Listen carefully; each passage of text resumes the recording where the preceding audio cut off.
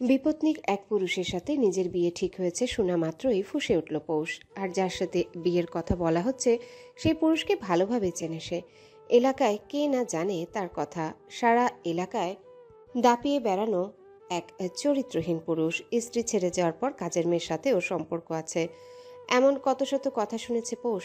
জীবনে খুব সম্ভবত 3 কি 4 বার তাকে দেখেছে পৌষ, কিন্তু চেহারাটা এখনো মানুষ পটে ঝাপসা। চেয়েও পুরো সুরতটা ঠাহর করতে অক্ষম হলো পৌষ। দাঁতে দাঁত পিষে শুধু তিরিক্ষি মেজাজের সহিত জানালো, গলায় দড়ি দিব, তবু এই চরিত্রহীন বেটাকে বিয়ে করব না। যতটা না চওড়া ছিল পৌষের গলা, তার থেকে 3 গুণ তেজে এক পুরুষের গলা শোনা গেল। কেটে টুকরো টুকরো করে নদীতে ভাসিয়ে দেব, তাহলে লাফাঙ্গার সাথে তোর বিয়ে দেবো না আমি। বিয়ে তো তৌসিফকে করতে হবে। তুচ্ছ হাসলো পৌষ। চাচার এসব বাংলা কথা আজ নতুন না, পুরাতন সিনেমার ডায়লগ ভেবে রুমে ঢুকে ধপাস করে সকলের মুখের উপর দরজা লাগিয়ে দিল পৌষ। অসহ্য হয়ে উঠেছে সে। গলায় থাকা ওড়নাটা হাতে পেঁচিয়ে যেই না ছুঁড়ে মারবে অমনি জানালার সামনে দাঁড়িয়ে থাকা ছোট্ট পিহা চিৎকার করে উঠল। পৌষ নিজেও ভয় পেয়ে গেল, তবে কিছু বুঝে ওঠার আগেই দরজায় করাঘাত শুরু। পিহা কেঁদে কেটে অস্থির, বারবার বলে যাচ্ছে, আপিপু ফাঁসি দিচ্ছে, আপিপু বিয়ে করবে না তাই ফাঁসি দিচ্ছে। হতবাক নির্বাক পৌষ। সে কখন ফাঁসি দিল, কেন দিল? আজব। দরজায় একে একে আঘাত দিতে দিতে সকলে ডাকাডাকি শুরু করলো। চাচি যে কেঁদে ফেলেছে তাও টের পায় পৌষ। দরজা খুলতে যাবে এমন সময় চমৎকার এক দুষ্টু বুদ্ধি খেলে গেল মাথায়। পারলে এই মুহূর্তে নিজের পিঠ চাপড়ে নিজেকে শাবাশি দিতেও ভুলতো না পৌষ। খাটে উঠে ওড়না ঢিল মারল ফ্যানে। গলায় পেঁচানোর চেষ্টা করতে করতে দরজা ততক্ষণে খুলে গিয়েছে। অবশ্য পৌষ তো শুধু হালকা করে ছিটকিনিটা লাগিয়েছিল। হুড়মুড় করে সবাই ঢোকা মাত্রই চাচাতো বড় ভাই হেমন্ত ওকে টেনে খাট থেকে নামিয়ে গাল বরাবর দিল টানা 2 থাপ্পড়। যে বড় ভাই আজীবন ভালোবেসে এলো তার হাতে 2 রামচর খেয়ে হাউমাউ করে ফ্লোরে বসে কেঁদে উঠল পৌষ। চাচি তাড়াতাড়ি বুকে আগলে নিল ওকে। মাথায় গালে মুখে হাত বুলিয়ে কত কিছু বলল। পৌষ বুঝি থামে? তার গাল জ্বলে খাড়খাড় হয়ে যাচ্ছে, সেই থেকে বেশি জ্বলুনি তো তার বুকে। হেমন্ত ধমকের গলায় বলল, কান্না থামা, না হয় মারবো আরো 2টা। বেয়াদব কত বড় ও! এই তোর কলেজে কত বড় হলো, ফাঁসি দিস তুই? থাপড়ে থাপড়ে তোর মাথা মুন্ডু ঘুরিয়ে দিব, ফাজিল একটা। হাউমাউ করা কান্না এবার হুহুতে পরিণত হলো। চাচির বুকে পড়ে পড়ে আহাজারি করল পৌষ। হেমন্তের থাপ্পড় খেয়ে যতটা না আঘাত পেল তার থেকেও বেশি পেল এই ধমকে। চাচা এতক্ষণ নীরব থাকলেও এবার মুখ খুললেন। হেমুর মা, ওকে খাওয়া কিছু, এরপর ঘুম পাড়াও। সন্ধ্যে বাড়িতে মেহমান আসবে, হেমুকে নিয়ে বাজারে যাই আমি। কথাটা বলেই চলে গেল 2 জন। উপস্থিত বাকি সকল সদস্যরা উৎসুক দৃষ্টিতে তাকিয়ে এখনো। গুড়াগাটি বেশি এখানে। 3 চাচা ছানাপোনা সব মিলিয়ে 7 জন। পৌষ তার মধ্যে একজন। ইনি মিনি গোল গোল চোখ করে তাকিয়ে বলল, আপি কাঁদে না, ভাইলে বুকে দেব আমরা। পৌষের কান্না বুঝি থামে? ছোট চাচার এই 2 মেয়ে যমজ, যা বলে একসাথে, যা খায় একসাথে, কাঁদেও একসাথে, হাসেও একসাথে, এদের নাকি বিয়েও দিবে একসাথে। পৌষের মনে প্রশ্ন একটাই, এদের বাসর একসাথে কিভাবে হবে? এমন ঘনঘটা মুহূর্তে এরূপ আজব চিন্তায় নিজেকে ধিক্কার জানালো পৌষ। জ্যৈষ্ঠ দূরে দাঁড়িয়ে দেখছে বোনকে। জ্যৈষ্ঠ আর পৌষ সমবয়সী। পৌষ যদিও মাস 2 বড়, তবে তারা বন্ধুর মতো। চৈত্র এতক্ষণ বাসায় ছিল না। সে বাসায় ঢোকা মাত্র গুমোট অবস্থা দেখে জিজ্ঞাসা করলেও লাভ হলো না। কেউ টু শব্দও করলো না, কারণ ঝড় এখনো পুরোপুরি ওঠেনি। আগাম ঝড়ের কথা ভাবতেই সকলের গায়ের লোমে যেন কাটা ফুটে উঠল। হিমশীতল এক বাতাস বয়ে যাচ্ছে, বৃষ্টি বৃষ্টি ভাব চারিদিকে। সেই ভাবকে বুড়ো আঙ্গুল দেখিয়ে ঝমঝমিয়ে বৃষ্টি ঝরতে লাগলো। সেই সাথে যোগ দিল ঝড়ো হাওয়া।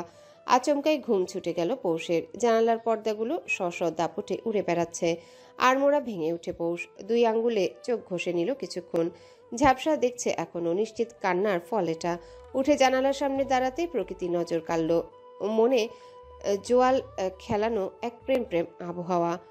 প্রেমিককে মনে করার এক রোমাঞ্চকর আবহাওয়া। বিরহের খাত লিখার উত্তম এক সময় যেন। এমন উস্কানিমূলক ওয়েদারে পৌষের মন খারাপ হলো, ভীষণ মন খারাপ। তার প্রেমিক তো আপাতত তার কাছে নেই, না জানি কোন জল জানে ঘুরে বেড়াচ্ছে।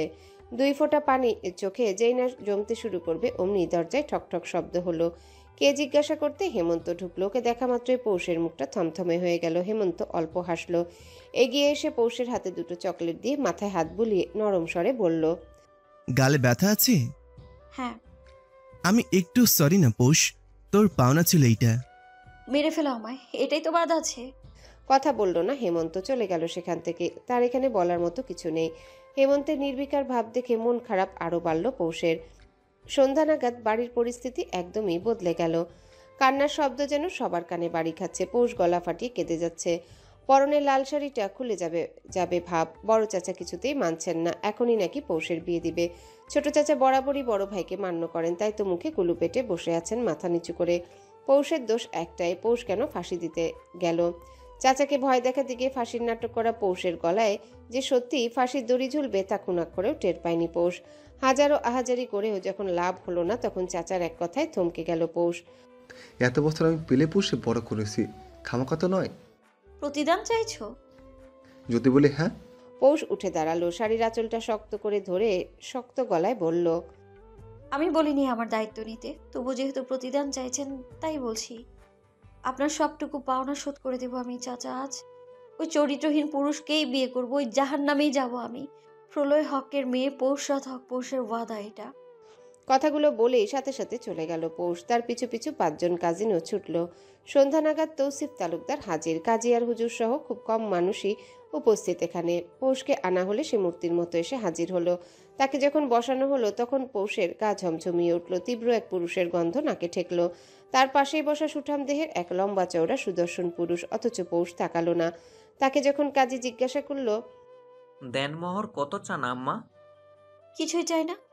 সকলে চমকালেও গুরু গম্ভীর কণ্ঠে তৌসিফ তালুকদার বলে উঠল, আমার মেইন রোডে 8তলা বাড়ি, গোল্ডেন ব্যবসার অর্ধেক সহ নগদ 30 লক্ষ টাকা উসুল করে দিন। তৌসিফের এহেন কথায় সকলের মুখ হা হয়ে গেল। রহস্য হাসলো পৌষ। পাশ থেকে একজন তৌসিফকে বলল, এই মেয়ে থাকবে কি না এর কি গ্যারান্টি? 5 লাখ টাকা কাবিন করে রাখো ব্যাস। যার নামে এখন গোটা আমিটাকেই লিখে দিব, সেখানে পরিমাণ কেন হিসেব করা হচ্ছে? সকলের মুখ পুনরায় হা হয়ে গেল। হুজুরের দোয়ার পর পর 6টা কবুল শোনা গেল। খাওয়া দাওয়ার ব্যবস্থা করা হলেও পৌষ শক্ত গলায় বলল, এই বাড়ির সাথে আমার হিসেব চুকে গিয়েছে। এখানকার পানীয় নিজের জন্য হারাম করলাম আমি। পাশ থেকে পৌষ খেয়াল করলো শক্ত এক হাত তার হাতটা মুঠোয় পড়েছে। হঠাৎই যেন ঘিনঘিন করে উঠল পৌষের গা। আরেক হাত দিয়ে জোর করে ছাড়িয়ে নিল নিজের হাত। এতে বুঝি পাশের জন চটল। তাই তো এবার সোজা কোমরের দিকে চেপে ধরল। ব্যথায় পৌষের চোখে পানি জমলো, তবে ছাড়া পেল না। ওর চাচা যখন কিছু বলতে এলো তখন ফিসফিস করে পৌষ শুধু বলল, আমার জীবনটাকে নরক বানানোর জন্য ধন্যবাদ বড় চাচা। তীব্র বর্ষণের ইতি টেনে আকাশ ছমক ধরে বসল। স্থির মেঘমালার তাতে ধ্যান নেই। তারা উড়োউড়ি করতে ব্যস্ত। রাতের আকাশ অথচ একদম ফকফকা যেন। গাড়ির কাজটা বন্ধ থাকায় পৌষ আবহাওয়া ঠিক ঠাউর করতে ব্যর্থ। শুধু জানালায় মাথা এলিয়ে বাইরে দেখে যাচ্ছে। পাশের মানুষটার দিকে তার ধ্যান জ্ঞান কিছু নেই আপাতত। সে নিজেকে নিয়ে বিভোর। ভাবনায় তার চিরায়িত চিরপরিচিত বাড়িটা। এমন আবহাওয়াতে নিশ্চিত ওর দলবল নিয়ে ছাদে আড্ডা জমাতো। আড্ডার মাঝেই মিনি 2 জন চৈত্র আর জ্যৈষ্ঠের কোলে ঘুমিয়ে পড়ত। রাত যখন একটু বাড়তে শুরু করবে তখনই ছাদে আগমন ঘটত হেমন্তের। সবগুলোকে ধমকে ধামকে থাপড়ে নিচে নামাতো। এটাই তো হতো, কিন্তু আজ হলো না। আর কোনোদিনও হবে বলেও মনে হচ্ছে না। পৌষের বুক চিরে দীর্ঘশ্বাস বেরিয়ে এলো। মাথায় হঠাৎ যন্ত্রণা হচ্ছে। সেই যন্ত্রণা বাড়ল যখন তীব্র হর্নের শব্দ হলো। পৌষ চমকালো। সম্মুখে দৃষ্টিপাত করতেই বুঝলো ওরা পৌঁছে গিয়েছে। এই বাড়ি পৌষের চেনা, খুব গভীরভাবে না হলেও একটু চেনা। বাড়িটা সে অনেকবারই দেখেছে। ভেতরে যাওয়া হয়নি, ওই সর্বোচ্চ গেট পর্যন্ত, তাও খুব দরকারে। একবার বোধহয় ঢুকাও হয়েছিল, তবে এই চরিত্রহীন পুরুষের ফ্ল্যাটে নয়, তার ভাইয়ের ফ্ল্যাটে। ওব শব্দ করে সরতে চাইল পৌষ। তার ভাবনায় ছেদ পড়েছে। ব্যথা দেওয়া কোমরটাতে পুনরায় শক্ত করে ধরেছে তৌসিফ তালুকদার। রাগে রক্ত যেন পৌষের টক বগিয়ে উঠছে। এই লোকের এসব ছোঁয়াছুঁই ওর পছন্দ হচ্ছে না। গায়ে কাটা দিয়ে ওঠে। পৌষ কিছু বলার আগে হঠাৎ জমে গেল। তার অনুভূতি মুহূর্তেই থিতলে গেল যেন। তৌসিফ তালুকদার তার অতি নিকটে। সহসা খিচে চোখ বুজে নিল পৌষ। তাকালো না, আর তাকাবেও না। মরণ হোক তার, তবে চোখ যে খোলা যাবে না। ভারী পুরুষের নিঃশ্বাস শীঘ্রই তার সামনে থেকে হটল। দরজা খুলে গটগট পায়ে নেমেও দাঁড়ালো। মৃদুস্বরে ড্রাইভার বলে উঠল, ম্যাডাম, আমরা পৌঁছে গিয়েছি, আপনি কি এখন নামবেন?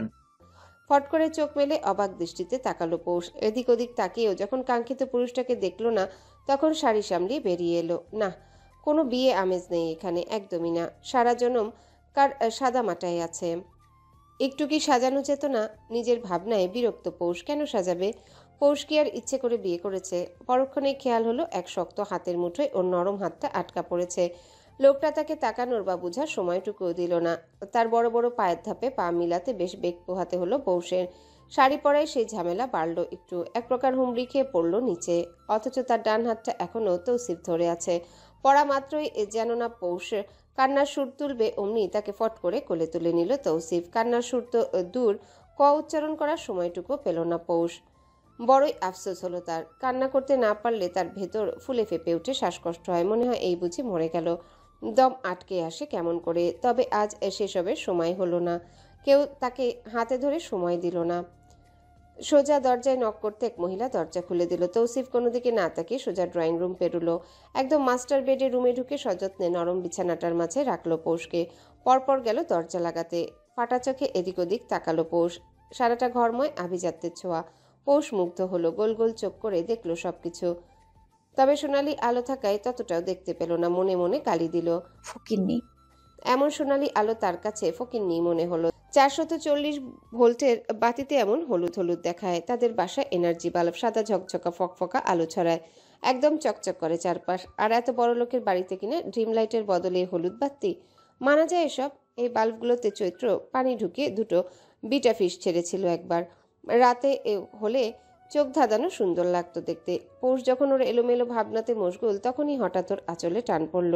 চমকে উঠে ঝাড়া দিয়ে দাঁড়িয়ে গেল। বড় বড় চোখে দেখে গেল তৌসিফকে। হ্যাঁ, এই তো সেই পুরুষটা, সুন্দর পুরুষ। চেহারা, দেহ, চুল, ব্যক্তিত্ব কোনোটাতে সে পিছিয়ে নেই। পেছানো শুধু চরিত্রের দিক থেকে, যেটা একজন ব্যক্তির সবটুকু সত্তা বহন করে। তৌসিফ তালুকদারের সেটাই নেই।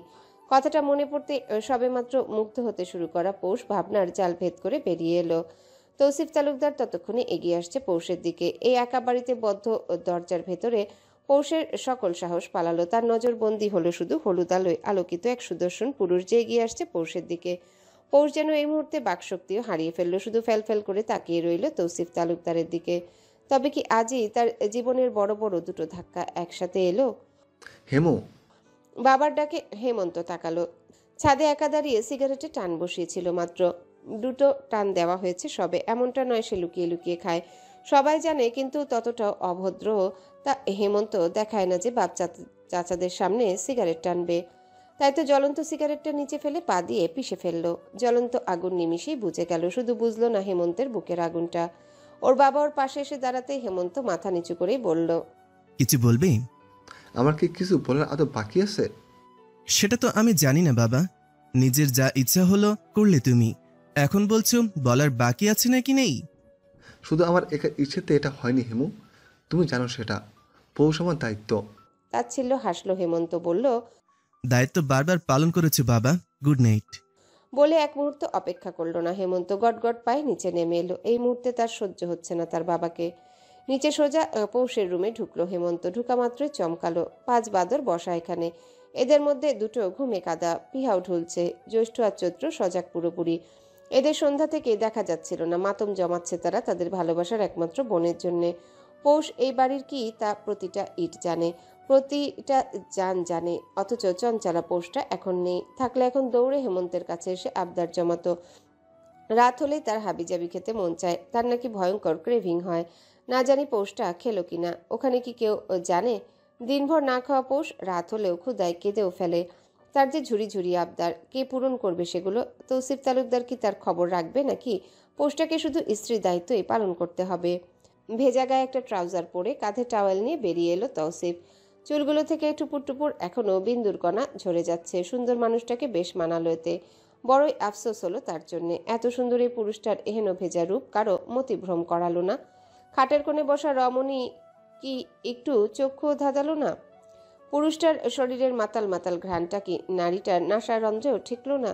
তৌসিফ গভীর দৃষ্টি ফেলে দেখলো পৌষকে। হাঁটুতে মাথা ঠেকিয়ে ফুপিয়ে কাঁদছে মেয়েটা। কিছুটা মায়া হলো তৌসিফের। এমনটা না হলে হতো, মেয়েটাকে একটু সময় দেওয়া উচিত ছিল। তৌসিফ চেয়েছিল তাই, কিন্তু পৌষের জন্য তা হলো না। ধৈর্য পরীক্ষায় বরাবরই শূন্যের কোঠায় তৌসিফ তালুকদার। তার সদ্য বিবাহিতা স্ত্রীকে মুগ্ধ নয়নে দেখলো সে। গলার স্বর খাদে নামিয়ে ডাকলো বহু আদরের স্বরে। পরশুরাত। ঝংকার তুলল এই ডাক পৌষের দেহে। এতটা ঘন্টা পর এই লোক কথা বলল। পৌষের কান ভেদ করে ডাকটা কলিজায় লাগলো একদম। ফালা ফালা করে দিল তার খয়েরি রঙের হৃদযন্ত্রটাকে। আহত চোখ দুটো দিয়ে পানি গড়ালো। পৌষ মাথা তুলল না, একটাবার চেয়েও দেখল না অনুতপ্ত তৌসিফকে, রাগ করল না মুখে।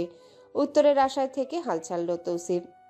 পৌষের এলোমেলো চুলে এক হাত রেখে বলল, চলো গোসল করবে। এবারেও পৌষ নড়ল না। তৌসিফ পুনরায় কিছু বলতে যাবে তার আগে হুট করে বালিশে মুখ গুজে শুয়ে পড়ল পৌষ। পায়ের সামনে থাকা কাঁথাটা দিয়ে ঢেকে নিল নিজেকে আপাদমস্তক। দীর্ঘশ্বাস ফেলে তৌসিফ দেখল, চাইল একবার ডেকে বলতে খাবারের কথা। পাশেই টেবিলে পড়ে আছে, ও বাড়িতেও তো খেলো না, এখনো খেলো না। তৌসিফ নিজে একাই খেতে বসলো। ভাতে হাত দিলেও ভক্তিতে টানল না, উঠে হাত ধুয়ে সরে গেল সেখান থেকে। পৌষ ঘুমিয়েছে কিনা বোঝা গেল না। তৌসিফ বারান্দায় চলে গেল ধীর পায়ে। দূর আকাশে আজ চাঁদের আনাগোনা নেই, একদম খালি সেটা তৌসিফের মতোই। সিগারেট জ্বালিয়ে তাতে টান দিল, সাথেই নাক মুখ ভর্তি ধোঁয়ায় বিষাক্ত হয়ে উঠল চারিপাশ। খুব খুব কাশির শব্দে তৌসিফের কান সজাগ হলো কিছুটা। নিশ্চিত সিগারেটের গন্ধটা হয়তো পৌষ সহ্য করতে পারে না, তাই কাশছে। অ্যাস্ট্রেতে পিষে বড় বড় শ্বাস ফেলে মুখে একটা চুইংগাম চিবোল তৌসিফ। যতটুকু পারল নিজেকে ফ্রেশ করে রুমে ঢুকলো। নাক মুখ ঢেকে এভাবে ঘুমাতে দেখে তৌসিফেরই যেন দম বন্ধ বন্ধ অবস্থা। এভাবে কিভাবে ঘুমায় মানুষ? পৌষের দিকে ঝুঁকে কাঁথাটা মুখ থেকে সরাতে চাইল। লাভের লাভ কিছুই হলো না। পৌষ আরো মুড়িয়ে শুয়ে রইল। দেখে মনে হলো একদম প্যাকেট করা। দীর্ঘশ্বাস ফেলে তৌসিফও পাশে শুয়ে পড়ল। সোজা দৃষ্টিতে তার বদ্ধ রুমের দেয়ালে। এই রুমটাতে তার হাজার খানিক স্মৃতি, কত শত আদুরে আদুরে মুহূর্ত, সবটাই ঘিরে থাকা এক সুন্দরী রমণী। না চাইতেও তৌসিফের মস্তিষ্ক একবার তুলনা দিয়ে ফেলল। পৌষ সেই তুলনায় ততটা সুন্দর না। তার পিয়াসা ছিল একদম লাল পেয়ারার মতো মিষ্টি। তার চালচলন, বাচনভঙ্গি, হাঁটা চলা সবকিছুই মুগ্ধতা ছড়াতো। কেউ না চাইলেও দ্বিতীয়বার ঘুরে তাকে দেখত। সবচাইতে সুন্দর রমণীকে নিজের ঘরণী করেছিল তৌসিফ তালুকদার। সমস্যা রয়ে গেল ঘাটে। যেই ঘাটের পানি স্বচ্ছ দেখে তৌসিফ মুখ ডুবালো, চাইল প্রাণ ভরে পান করে তৃষ্ণা মেটাতে, সেই পানিই ছিল দূষিত। পানি জিনিসটা কিন্তু অদ্ভুত। এটা নষ্ট হোক দূষিত হোক এটা দেখে বোঝা যায় না। যতক্ষণ না পানি মুখে নেওয়া হবে, এর স্বাদ গ্রহণ করা হবে, ততক্ষণ বোঝা দেয় আসল সমস্যাটা কি ওই পানিতে। যেই পানিকে তৌসিফ অমৃত বিশুদ্ধ সুধা ভেবে পান করেছিল, মজেছিল যার রসে ভরা প্রেমে, সেই প্রেমে সুধা তাকে ঘোল খাইয়ে ছাড়লো তো ছাড়লো, একদম ভরা মাঠে একা ছেড়ে চলে গেল। তৌসিফ তখন সাঁতার না জানা এক সাঁতারু। সে ডুবলো। শুধু কি ডুবলো, সে অতলে হারিয়ে গেল। সকলের সম্মুখে ডাট ফাটে চলা তৌসিফ তালুকদারের মুখে চুনকালি মেখে চলে গেল পিয়াসা। সে পিছু তাকায়নি। এত এত প্রেমের সুধা রেখে সে তার সুখ খুঁজেছিল ভিন্ন কিছুতে। যাকে তৌসিফ নিজের গন্তব্য ভেবে থমকেছিল, তার সেই গন্তব্য নিজেই আরেক গন্তব্য খুঁজছিল। দোষটা তাহলে কাকে দেওয়া যায়? প্রশ্নটা তো রয়েই যায়। ভোর কেটে গিয়ে সকাল হতে শুরু করলো। চারিপাশে পাখির এমন কান ধাঁধানো শব্দ যা শুনে আর টিকতে পারল না পৌষ। ক্ষুধায় পেটটা যখন মুচড়ে উঠল, তখনই অলস পৌষ মুখ থেকে কাঁথা সরালো। দিন দুনিয়ার হুঁশ হারিয়ে পৌষ তখন সব ভুলে গিয়েছে। তবে সাময়িক সুখ তার কপালে সইল না। বিশাল চওড়া চওড়া দুটো পেশিবহুল বাহুতে নজর পড়তেই চমকে তাকালো পৌষ।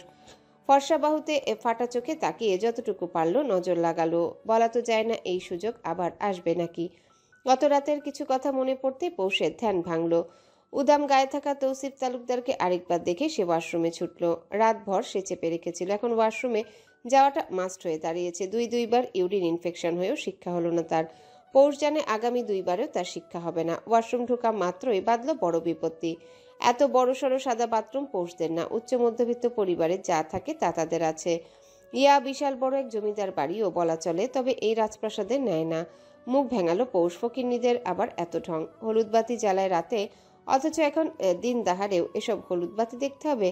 বাথরুম মানেই তো রেস্টরুম, এই রেস্টরুমে হলুদ বাতি কে লাগায়? আজব। ঠেটার মতো রুমের এক কোণে বসে আছে পৌষ। গত রাত থেকে কিছুটা ভয় ভয়ে আছে ও। ভয়ঙ্কর এক বাসর রাত কাটিয়ে উঠলেও এখনও স্মৃতিগুলো ভুলতে পারেনি। ভাবতেই শরীরে কাঁটা দিয়ে উঠে যেন। গতরাতে যখন তৌসিফ তালুকদার ওর আঁচলে হাত দিল, তখনই পৌষ ভেবে নিয়েছিল তার ব্যাচেলার জীবনের ইতিবুঝি ঘটল। না ভাবার কোনো কারণও ছিল না। তৌসিফ বিয়ের পরই পৌষের কোমর চেপে ধরেছিল। তার হাতের ছোঁয়াগুলো পৌষ মানতে পারেনি, কোনোদিনও পারবে না।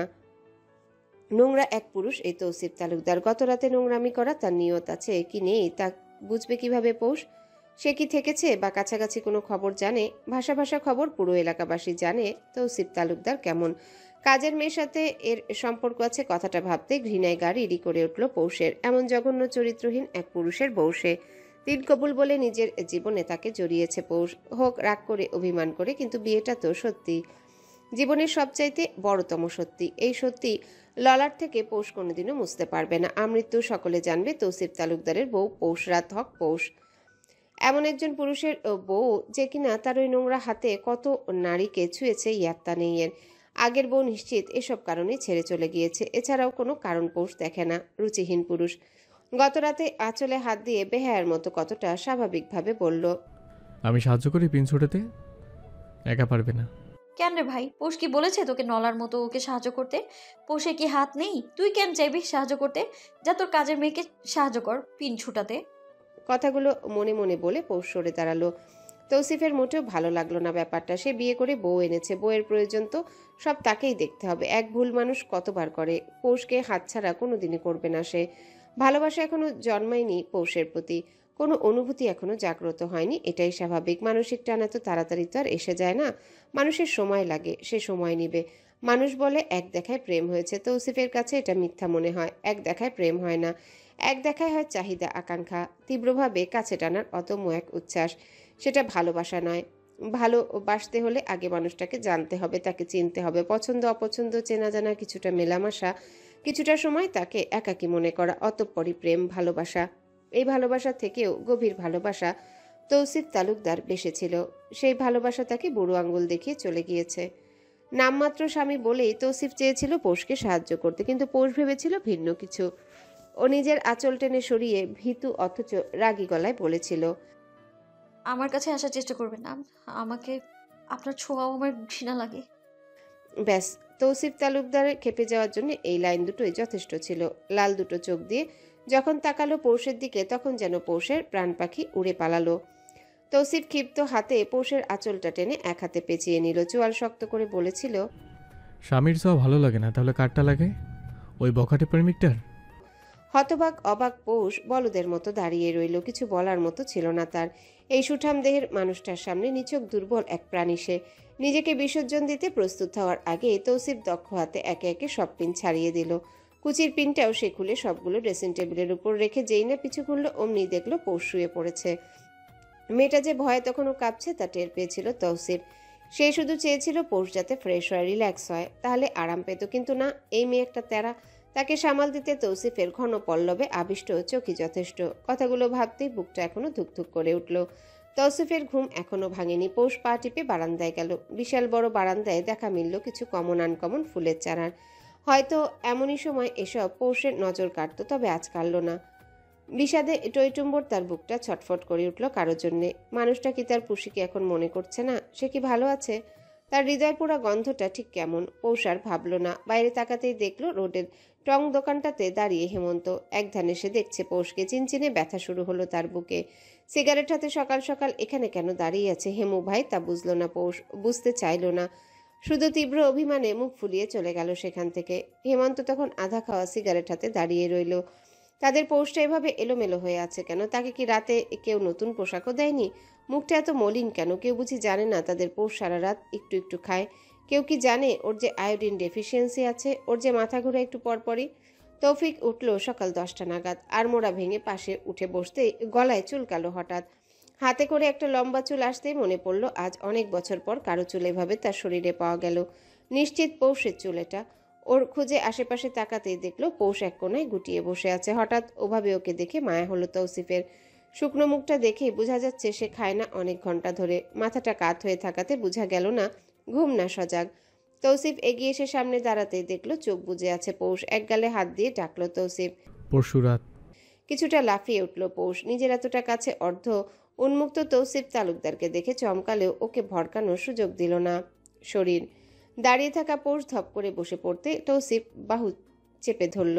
কপালে চিন্তার ভাঁজ দেখা গেল। চিন্তিত স্বরে বলে উঠল, পৌষ রাত? এই পৌষ রাত কি হয়েছে? আর ওকে? এই তাকাও আমার দিকে। খালি পেটে মাথা ঘুরে উঠছে পৌষের। মনে হচ্ছে বমি এসে পড়ল গলায়। ওয়াক ওয়াক করতে করতে বাথরুমে ঢুকলো। পেছনে হাজির তৌসিফও। পৌষের লজ্জা লাগলো অচেনায় লোকের সামনে বমি করতে। কে বলেছে পিছু পিছু আসতে? এখন কি বিয়ের পর বমি করেও শান্তি পাবে না পৌষ? তৌসিফ নিজে পৌষকে ধরে রুমে আনলো। দুর্বল পৌষ চাইলেও হাতটা ছাড়াতে পারল না। এই লোকের ছোঁয়া তার সহ্য সীমা ছাড়িয়ে যাচ্ছে। হঠাৎ গম্ভীর কণ্ঠে তৌসিফ জিজ্ঞাসা করলো, বিয়ের শাড়িটা অনেক পছন্দ হয়েছে তোমার বুঝি? তাই এখনো পরে আসো? Is in it uncomfortable? লজ্জা পেল পৌষ, তবুও কথা বলল না। তৌসিফ আলমারির এক পাট খুলে বলল, তোমার জন্য এখানে কাপড় রাখা আছে, চেঞ্জ করো, আমি আসছি। বলেই তৌসিফ বের হলো। পৌষ দেখলো আলমারি ভরা কাপড়। হাতের কাছের এক সেট কাপড় নিয়ে ওয়াশরুমে ঢুকেই দুটো গালি দিল পৌষ। কাপড়ের ভাঁজে গোপন কাপড় রাখা, হায় তবা, সাইজও খাপে খাপ, মাইনকার ভাব। কিভাবে জানলো এটা? কে বলল? চাচি বাদে তো কেউই জানে না। চাচি কিনে দেয় এসব। এই লম্পট লক্ষ্মী তাহলে চাচিকে জিজ্ঞাসা করলো এসবের সাইজ? লজ্জা, ভয়, রাগ, ক্ষোভ সকল কিছুর সংমিশ্রণ এখন পৌষের মাঝে। ছোট্ট একটা মেয়ে রুমে ঢুকলো ঝাড়ু হাতে। পৌষ তখন মাথায় টাওয়েল পেঁচিয়ে কাউচে পা গুটিয়ে বসে আছে। কাজের মেয়ে ঢুকা মাত্রই পৌষের চোখ আপাদমস্তক মেয়েটাকে দেখে যাচ্ছে। একবার ভাবছে এই মেয়ের বয়স কত হবে, সর্বোচ্চ 15 কি 16। তবে কি পিচ্চির সাথে তৌসিফ তালুকদার ওইসব করলো? এতটা নিজ। মেয়েটার চেহারা কিছুটা মায়া মায়া। সেও পৌষকে খুঁটিয়ে খুঁটিয়ে দেখলো, বলতে চাইল অনেক কিছু, তবে পৌষ কথা না বলে সেও কথা বলতে পারছে না। ঝাড়ু হাতে দাঁড়িয়ে আছে সোজা হয়ে। পৌষের রাগ হলো ভীষণ রাগ। কত বড় সাহস, এতটুকু মেয়ে ওইসব করে? ওই দামড়া 440 ভোল্টের ব্যাটার সাথে। ফিনফিনে শরীরটার দিকে তাকিয়ে পৌষের আবার সন্দেহ হলো। যতটুকু লোকমুখে শুনেছে তাতে তো বয়স আর একটু বেশি হওয়ার কথা। কৌতূহল দমাতে না পেরে পৌষ বাজখাই গলায় প্রশ্ন করলো, কত বছর তোমার? আহা, এই বাজখাই গলায় যেন মেয়েটার কানে গুঞ্জন তুলল। গদগদ কণ্ঠে সে পেটের নাড়ি বুড়ির প্যাচের মাঝে যত কথা ছিল সব উগলে দিল একসাথে। ছোট ভাবি, আমার নাম মিনু, বয়স 14। আমার বড় আপাও এখানে কাম করত। এখন কিন্তু সে কামের বুয়া না। বুয়া কইলেই স্যাত করে উঠে। হ্যাঁ, একটু বাইরে আছে এখন। আম্মা আব্বা এইখানে আহে মাঝে মধ্যে কাম কইরা দিতে, তখন কাম অনেক থাকে। ওহো, আমি কিন্তু শুদ্ধ ভাষায় কথা কই ছোট ভাবি। এখন হঠাৎ আপনাকে দেখে মাতৃভাষা জেগে উঠল মনে। মামা যদি শুনে আমি আঞ্চলিক ভাষায় কথা বলেছি তাহলে দিবে 2 ধমক। সে যে কি রাম ধমক ছোট ভাবি। একবার ধমক খাইয়া 3 দিনের জ্বরে ভুগছি। মামাই আবার ওষুধ আইনা দিল। মেলা বালা মানুষ, তবে বদও আছে। একবার চাপাটি নিয়ে উঠছিল মারতে, কিন্তু আমাকে না, অন্য একজনকে। আচ্ছা, আপনি কিন্তু আগের ভাবির মতো সুন্দর না। সে আসিল মেলা সুন্দরী। বাব্বা কি চোখ! মামা তো হেরে চোখে হারাতো, সারাক্ষণ পিউ পিউ করত। কতবার যে হ্যাগো আদর্শ হক চোখে পড়লো, তবে আমি তখন অনেক ছোট ছিলাম। বলে একটু লজ্জা লজ্জা ভান করলো। হা করে তাকিয়ে রইল পৌষ। এতটুকু মেয়ে বলে কি? এ তো শুধু পাকনা না, বরং ঝুনা হয়ে গিয়েছে। আর ওই বেটা বুড়ো, সে কি না? না, আর ভাবতে পারলো না পৌষ। তার মাথা ঘুরে উঠছে আবারও। মিনু আর কথা না বলে ফটাফট বিছানার চাদর পাল্টে দিল। রুম ঝাড়ু দিয়ে দক্ষ হাতে গোছগাছ করে চলেও গেল। পৌষ মাথা হেলিয়ে বসে রইল, তার ভালো লাগছে না আর। তৌসিফ রুমে ঢুকলো ফোনে কথা বলতে বলতে। কথা বলার ফাঁকে এসে পৌষকে দেখে নিল। পাকিস্তানি একটা 3 পিস পরনে, তার দেখতে বেশ লাগলো। তৌসিফ ফোন কেটে বিছানায় ছুঁড়ে মারে। পৌষের কাছে এগিয়ে আসতে পৌষ চমকালো। তৌসিফ ওর মাথায় পেঁচানো টাওয়েল খুলে দিয়ে লম্বা চুলগুলো মুছে দিল। পৌষ ভয়ে জমে একদম। এই লোক এখন যে হাতে ওর চুল মুছে দিচ্ছে, ওই হাতেই নাকি চাপাটি তুলেছে। হাই আল্লাহ, না জানি কবে শিরোনাম উঠে নতুন বউকে চাপাতি দিয়ে কুপিয়ে হত্যা করলো চরিত্রহীন বুড়ো। পরক্ষণেই ভাবলো, না, এত বড় লোক মানুষ নিশ্চিত সাংবাদিকদের টাকা গিলাবে, ধামাচাপা দিবে নিজের কুকর্ম। পৌষের শরীর তখন মৃদু কাঁপছে, যা ভালোই টের পেল তৌসিফ। পৌষের চুলে আঙ্গুল চালিয়ে যতটুকু পারলো ভেজা চুল গুছিয়ে দিতে দিতে বলল, একদম না পারলে হেয়ার ড্রাই ইউজ করবে, একদম না পারলে হেয়ার ড্রাই ইউজ করবে। হেটেন চুল নষ্ট হয়ে যাবে। তোমার চুলগুলো অনেক সুন্দর পোশাক, আমার ভালো লেগেছে। আমার চুলগুলো এমন ছিল, ঘন কালো আর লম্বা। কথাগুলো বলতে বলতে পৌষের চুলের ভাঁজে যখন নাক ডুবিয়ে ছোট একটা শ্বাস নিল তৌসিফ, তখন পৌষের মনে হলো এবার মরণ নিশ্চিত। পৌষ আর বাঁচবে না। তবে তা হলো না। সেকেন্ডের ব্যবধানে তৌসিফ সরে এলো। খুবই সাবলীলভাবে বলল, শুধু গ্রানটা ভিন্ন। বলে টাওয়েল রাখতে গেল ওয়াশরুমে। পৌষ দম ছাড়লো। এভাবে টিকা যাচ্ছে না। এই লোক হুটহাট অনেক কাছে চলে আসছে। পৌষের ঘৃণা লাগছে। এই লোকের দেয়া কাপড় গায়ে দিতেও ঘৃণা লাগছে। একদিনও হলো না, অথচ পৌষের দম আটকে আসছে। এখানে কিভাবে থাকবেও? তৌসিফ এসে পৌষের হাত ধরে নিতে চাইলো বাইরে। এত ধরাধরি এবার পৌষ মানতে পারলো না। হাত ছাড়িয়ে নিয়ে ঝাঁঝালো গলায় এবার বলেই ফেললো, এত কেন ছোঁয়াছুঁয়ি করছেন আপনি? এতই যেহেতু ধরার শখ, তাহলে গুটিয়ে আছেন কেন? যা করার করুন, দয়া দেখানো বন্ধ করুন। কি ভেবেছেন আমি জানি না কিছু? সব জানি আমি। আর কিছু বলার আগে পৌষকে থামিয়ে দিল তৌসিফ। ওর কানের কাছে মুখ এনে শুধু বলল, তুমি যদি এতই ডিসপারেট হও, then I have no problem পোশরাত। তবে একটু ধৈর্য ধরো, বড় অপা এসেছে বাসায়। চুপচাপ তার সামনে ভদ্রভাবে থাকবে। বাকি যা চাইছো সব দিব। রাতে বলে তখনই দিতাম। আমার তো কোনো ছোঁয়াচে রোগ নেই তোমার মতো। এই দফায় পৌষ কাঁদতে চাইল। এই লোক তাকে যা তা বলে অপমান করে যাচ্ছে, পৌষ মানতে পারছে না। এত অপমান সহ্য করার মতো না। তৌসিফ ওর হাত ধরে ড্রয়িং রুমে নিয়ে এলো। তৌসিফের বড় আপা সহ দুজন ছেলে উপস্থিত আপাতত। টেবিলের কাছে আসতেই তাইফা উঠে দাঁড়ালেন। ভাইয়ের বউকে জড়িয়ে ধরে কপালে চুমু খেয়ে বললেন, অনেক বড় হয়ে গিয়েছো পৌষ। কত ছোট দেখেছি তোমাকে। তোমাদের উঠানে যখন খেলতে তখন একদিন দেখেছিলাম। ছোট্ট পিচ্চিটা আমার সম্পর্কে ভাবি হবে কোনোদিন ভাবিনি সোনা। বসো, খাবে আগে, পরে কথা হবে। পৌষকে নিজের সাথে করে নিয়ে বসলেন তিনি। ঠিক পাশে বসা তৌসিফ ব্রেডে বাটার লাগিয়ে পৌষকে দিল তৌসিফ। মুখ নাক কুচকে তাকালো পৌষ। এসব অখাদ্য তো সে খায় না, কিছুতেই না, মরণকালেও না। ওর নাক কুচকানো তৌসিফ খেয়াল করলো। জুসের গ্লাসে চুমুক বসিয়ে পৌষের প্লেটে ডিম তুলে দিল। পৌষের মুখভঙ্গি বদলালো না, খাচ্ছে না আবার উঠেও যাচ্ছে না। পৌষ শুধু পুতুলের ন্যায় বসে আছে। তৌসিফ সবার সামনেই জিজ্ঞাসা করলো, খাচ্ছ না কেন? পৌষ কথা বলল না। তাইফাও তাকালো পৌষের দিকে। চার জোড়া চোখ ওর দিকে তাকাতেই অস্বস্তি শুরু হলো পৌষের। তৌসিফের হঠাৎ মনে হলো হয়তো শরীর খারাপ লাগছে ওর, তাই পৌষের মাথায় হাত রেখে বলল, খারাপ লেগেছে? পৌষ মৌন রইল এখনো। তাইফা পৌষের মুখের সামনে ব্রেড ধরলেন, আদরের সহিত বললেন, আমি খাইয়ে দিচ্ছি সোনা, হা করো।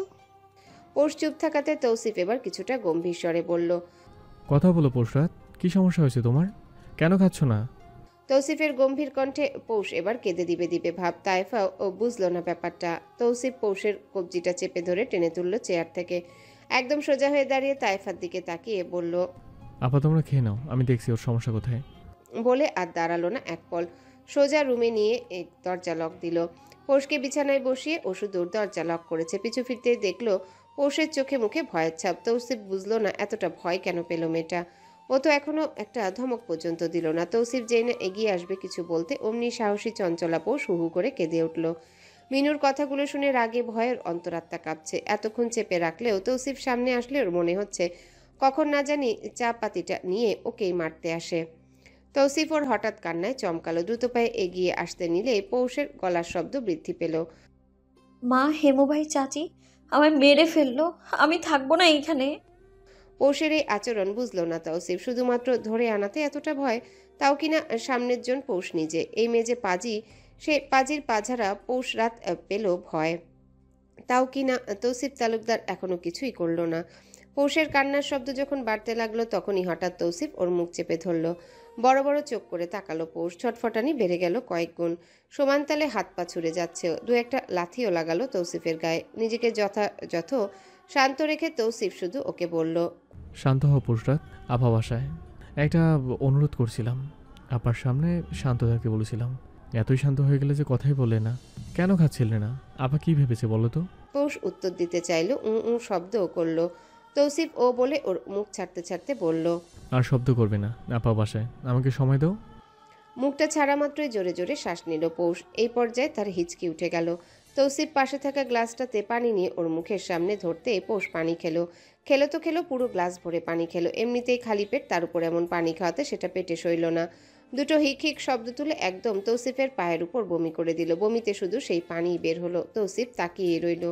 এই মেয়েটাকে বুঝে উঠতে পারছে না ও। এত 12 মাসি রুগী মনে হচ্ছে তার। রাত থেকে কেমন অসুস্থ অসুস্থ। নিজের পা ধুয়ে সে প্যান্টটাও চেঞ্জ করে নিল। পৌষ বিছানায় হাত পা ছড়িয়ে শুয়ে আছে। মেয়েটা তখনও কাঁদছে। নিশ্চিত খারাপ লাগছে। কিছুটা মায়া হলো তৌসিফের। পৌষ ভয় পাবে এটাই স্বাভাবিক। এলাকায় সবাই তাকে ভয় পায়। নিজের দাপট বজায় রাখা জানে তৌসিফ তালুকদার। নরম কোমল বরফ সে ছিল শুধু দুইজনের জন্যে। তারা কেউ এখন নেই ওর কাছে। তাহলে কার জন্যে তৌসিফ তালুকদার নিজেকে খোলসমুক্ত করবে? কেউ কি আদৌ তাকে চায়? সবাই টাকা চিনে, ক্ষমতা চিনে। তৌসিফকে কে চায়? শুধু তার ক্ষমতা বলে তার আগে পিছে মানুষ ঘুরে। যেদিন এই ক্ষমতা থাকবে না সেদিন কেউ থাকবে না ওর কাছে। তা খুব ভালোভাবে জানা ওর। বড় আপাকে সে সম্মান করে। মায়ের পর আপা তাকে যথেষ্ট সাপোর্ট দিয়েছে। তৌসিফ চাইছে না আপা পৌষকে নিয়ে চিন্তা করুক, কিন্তু ঘুরে ফিরে হচ্ছে তো তাই। তৌসিফ পৌষের কাছে বসলো। পাশ থেকে টিস্যু নিয়ে ওর চোখ মুখ মুছিয়ে দিতে দিতে বলল, সকালের নাস্তা কি খাও পৌষরাত? পৌষ কথা না বলাতে তৌসিফ এবার ওর মুখটা ওর সামনে নিয়ে বলল, প্রশ্নের উত্তর দাও। ভয়ে ভয়ে তাকিয়ে পৌষ কাপা সর্তার। কথা বলতে গিয়ে ঠোঁট দুটো ভীষণ কাঁপলো। তৌসিফের কপাল কুঁচকে গেল। পৌষের ঠোঁট দুটো সাদা হয়ে গেছে, অথচ মেয়েটার ঠোঁট ঈষৎ গোলাপি। সে দেখেছে সকালে ঘুমন্ত অবস্থায়। তড়িৎ বেগে পৌষের গালে হাত রেখে অনবরত ডাকতে লাগলো ওকে। পৌষ ভাবলো হয়তো সে প্রশ্নের উত্তর চাইছে, তাই কাপা কাপা গলায় জানালো, পরোটা, চা। আর বলতে পারল না মেয়েটা। তৌসিফের কিছু বুঝতে বাকি রইল না। খালি পেটে মেয়েটা আবারও বমি করতে চাইলো, হলো না। পৌষকে রেখে তৌসিফ সেকেন্ডের ব্যবধানে বাইরে গেল, পুনরায় ফিরে এলো। পৌষের মাথাটা নিজের বুকের সাথে মিশিয়ে ঠেস দিয়ে তুলল। মিনু ততক্ষণে দুধ হাতে ফিরে এসেছে। গোল গোল চোখ দিয়ে তৌসিফের বুকে পৌষকে দেখলো। নতুন বউ নিয়ে মামা এসব ঢলাঢলি করছে, তা বড় আপাকে জানাতে হবে, সারা বাড়িতে জানাতে হবে, মামার বড় ভাবিকেও জানাতে হবে। সে বারবার বলেছে এখানকার খবর পই পই করে তাকে দিতে। তৌসিফ মিনুকে বেখেয়ালি দেখেই ধমক দিল। সঙ্গে সঙ্গে কেঁপে উঠল মিনু। দুধের গ্লাসটা এগিয়ে দিতেই তৌসিফ তা পৌষের ঠোঁটের সামনে ধরল। এতটা যত্ন করে পৌষকে কে কবে খাওয়ালো মনে পড়ে না পৌষের। সে ফিকরে কেঁদে উঠতে তৌসিফ আরেকটু বুকে চেপে নিল ওকে। কারো উষ্ণ চওড়া বুকে ঠাঁই পেয়ে লতার মতো পেঁচিয়ে যেতে চাইল পৌষ। ভুলে গেল মানুষটাকে, গুটিয়ে ওভাবেই দুধটুকু খেলো। তৌসিফ হাতের উল্টো পিঠ দিয়ে সযত্নে মুছে দিল পৌষের ঠোঁট। চুলগুলো গুছিয়ে হাতে হাত বুলিয়ে আদর দিল। দরজায় দাঁড়িয়ে তাইফা হাসছেন। তার ভাইটার বুঝি এইবার একটা সুন্দর সংসার হবে। ঝটপট ভেবে নিল সে পৌষকে বলবে অতি শীঘ্রই বাচ্চা নিতে। খাকা করা বাসাটা তাতে হইচই পূর্ণ হবে। মিনুকে এখানে দেখেই ধমকে উঠলেন তিনি। দৌড়ে ছুটে পালালো মিনু। তাইফা চিন্তিত হলেন আবারও। এই দুই বোন থেকে তার ভাইকে কিভাবে সরাবে সে? জঘন্যতম সম্পর্কের ইতি কবে ঘটবে? তৌসিফ কেন এদের জীবন থেকে উপড়ে ফেলছে না? সে কি পারে না নতুন কাজের লোক রাখতে? কেন এদেরই দরকার হবে? এখন ঘরে বউ আছে, সকল চাহিদা সে পূরণ করবে। তাহলে কেন এই কাজের মেয়েটাকে বিদায় করছে না? না জানি কবে টপকে পড়ে আবার বড়টা। হক বাড়িতে আজ সকাল থেকেই মরা মরা ভাব। হেমন্ত ভোর থেকে বাসায় নেই। ফজরের নামাজ পড়ে মসজিদ থেকে কোথায় যেন গেল। চৈত্র আর জ্যৈষ্ঠ দেখেছে, ওরাও সঙ্গে যেতে চেয়েছিল, কিন্তু হেমন্তের চোখে তাকিয়ে গলা দিয়ে আর স্বর বের হয়নি তাদের। সোজা বাসায় চলে এসেছে। চৈত্রের ধারণা তালুকদার বাড়ির সামনে গিয়েছে হেমু ভাই। কারণ আছে অবশ্যই, পাকা রাস্তা দিয়েই মেন রোড, তারপর সামনে গেলে চিকন এক গলি দিয়ে শর্টকাটভাবে পৌঁছানো যায়। চৈত্রের মন বলছে পৌষাপার কাছে গিয়েছে হেমু ভাই। ইনিমিনি দুজনাই গাল ফুলিয়ে বসে আছে। পিহাও মন খারাপ করে বসেছে। টেবিলে বসেছে সবাই বড় চাচার ভয়ে। সকলকে জহুরি চোখে পর্যবেক্ষণও করলেন বড় চাচা। তার উপর সকলের রাগ, অভিমান আর অভিযোগ তিনি জানেন। তবে এমন না কেউ পরিস্থিতি জানে না। বাচ্চারা বাদে সকলেই জানে। হেমন্ত নিজেও জানে সবটা, তবুও তার জেদ কি মানায়? তিনি জানেন রাতভর তার হেমু ঘুমায়নি। ফজরের নামাজ পড়েই সে পৌষকে দেখতে ছুটে গিয়েছে। কে জানে দেখা মিলল নাকি। তার বউ সকাল থেকে গোমরা মুখ করা। আচ্ছা, তার কি বুক জ্বলে না? পৌষ কি তার মেয়ে না? কলিজার টুকরা একটা পৌষ। রোজ সকালে তাকে এলাচি গুঁড়ো কে দেয়? পৌষটাই তো ছোট্ট ছোট্ট হাতে মুঠো ভরে এনে দিত তাকে বছর ধরে। আজ কেউ দিল না, কেউ না। বুক ভার হয়ে এলো তার। হঠাৎ একটা ছোট্ট হাতের মুঠো তার চোখের সামনে এলো। চমকে তাকালেন তিনি। পিহার মুঠো। পিহা মুখটা মলিন করে বলল, বড় বাবা, আপা বলেছে রোজ সকালে তোমাকে দিতে। পিহার হাত দুটো বুকে জড়িয়ে ধরলেন তিনি। চোখ মুখ লাল হয়ে গেল। সকলের সামনে কাঁদতে পারবেন না বলে উঠে চলে গেলেন। জ্যৈষ্ঠ পিহাকে নিজের পাশে বসিয়ে খেতে বলল। হেমন্ত এলো মিনিট দুই পর। এসেই টেবিলে খেতে বসলো। একে একে বাকিরাও এসেছে। চেষ্টা করলো পরিস্থিতি স্বাভাবিক বুঝানোর, কিন্তু কতটুকু পারলো জানে না কেউ। বাকিরা বুঝলেও ইনিমিনি যেন মানতে চায় না, বুঝতে চায় না। না পেরে ছোট চাচি দুটোকে ধরে পিঠে দুটো করে দিতেই বাড়িতে কান্নার রোল পড়ল। হেমন্ত কোনরূপ কথা বলল না। চৈত্র আর জ্যৈষ্ঠ দুটোকে কোলে তুলে নিল। বিষাদে পরিপূর্ণ হক বাড়ি। বাড়িটার জানটা যে অন্য বাড়িতে। নিজ হাতে পৌষকে পরোটা ডিম খাইয়েছে তৌসিফ। ব্যাপারটা কিন্তু সহজ ছিল না মোটেও। দুধ খেতেই গায়ে জোর ফিরে এসেছে ওর। তৌসিফের হাতে খাবে না ও। তাইফা পাশে এসে বসতেই পৌষ দমে গেল। চুপচাপ মাথা নিচু করে খেয়ে নিল পৌষ। তাইফা পৌষের মাথায় হাত বুলিয়ে দিল। এটা ওটা বুঝালো। পৌষ কথা বলল না। তৌসিফ পৌষের মুখ মুছে দিতে দিতে বলল, তোমার চা আসছে, একটু পরেই। উঠে হাত ধুতে গেল তৌসিফ। একা পৌষকে পেয়েই তাইফা কথা তুলল, পৌষি, আজকাল তো যুগ ভালো না সোনা। ইলেকট্রনিক ডিভাইস আমরা এতটাই ব্যবহার করি যে তা আমাদের শরীরে ও ইফেক্ট করে ফেলেছে। ফার্টিলিটির সমস্যা এখন ঘরে ঘরে। তোমার বয়স পারফেক্ট সোনা, এখনই বাচ্চা কাচ্চা নিয়ে নাও। তোমারও একা লাগবে না।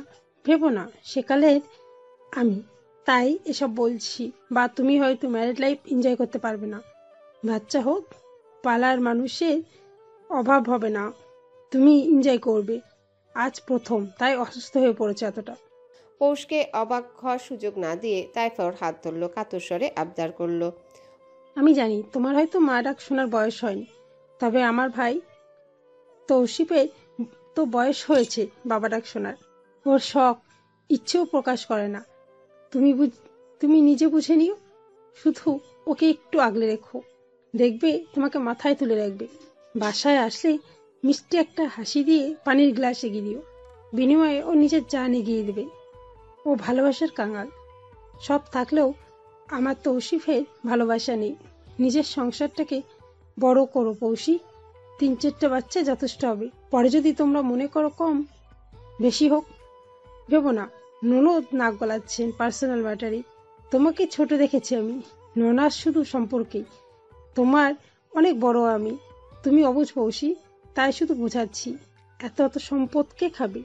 সব তোমার আর তোমাদের সন্তানদেরই থাকবে। পৌষের লজ্জায় কান লাল হয়ে উঠল। বড় আপা যে ওকে অসুস্থ দেখে কতটা উল্টাপাল্টা ভেবেছে যা বোঝা হয়ে গেছে ওর। এই জন্যই কাজের লোকসহ বাকি ছেলে দুটো ওভাবে দেখছিল ওকে। আর বলে কি আপা, 3-4টা বাচ্চা কোথায় পাবে পৌষ?